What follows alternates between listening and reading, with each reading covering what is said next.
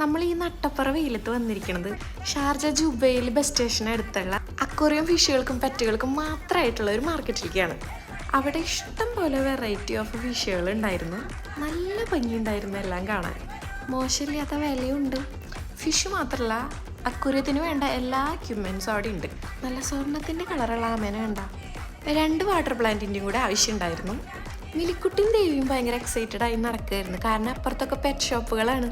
Ash colour മുട്ട കണ്ടോ, മയിലിൻ്റെ കുട്ടി, കുയിലിൻ്റെ കുട്ടി, തത്തയുടെ കുട്ടി എന്ന് വേണ്ട എല്ലാ കുട്ടികളും ഉണ്ട് അവിടെ.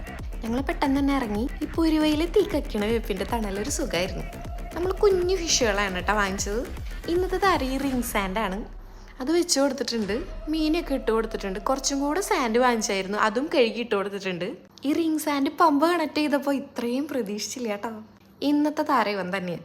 അപ്പം നമ്മൾ ഉണ്ടാക്കിയെടുത്തിട്ടുള്ള നമ്മുടെ അക്വേറിയം സെറ്റപ്പ് എങ്ങനെയുണ്ടെന്ന് കണ്ടോളൂ.